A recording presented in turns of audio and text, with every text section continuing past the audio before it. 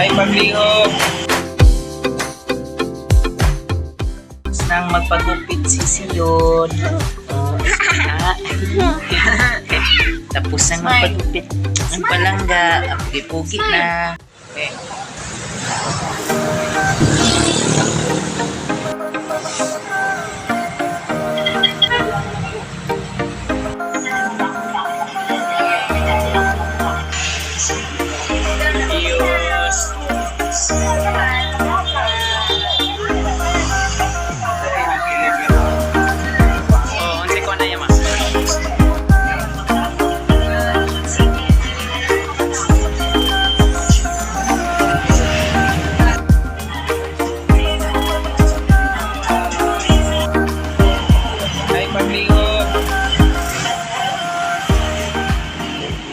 So guys, dumating na kami sa bahay at tapos nang magpagupit si Zion.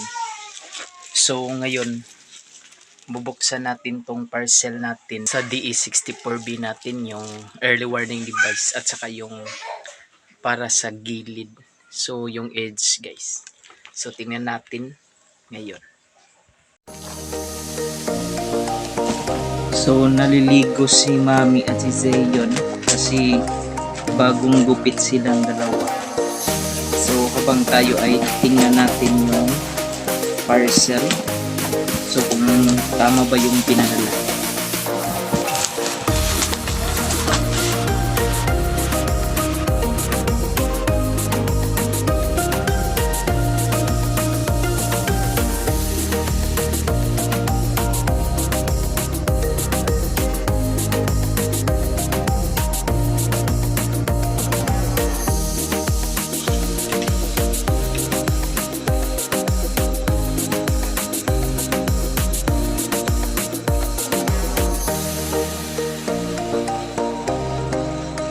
So ito na guys.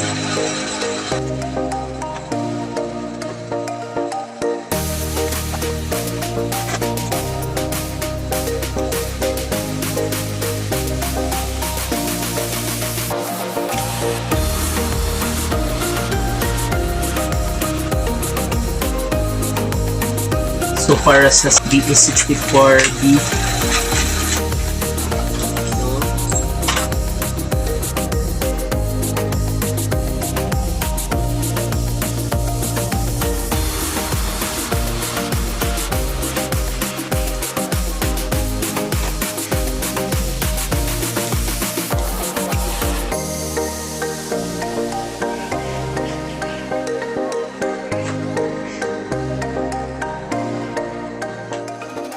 so ito na guys, i-keep ko muna guys kasi yung DE64B natin medyo malayo-layo dito sa aming bahay guys.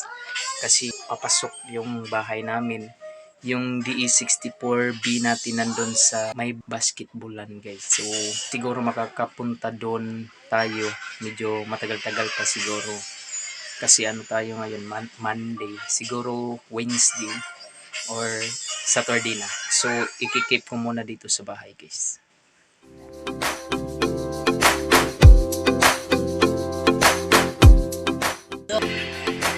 So may ulam na kami. Mami, may ulam na tayo Mami. So thank you Ate Langs.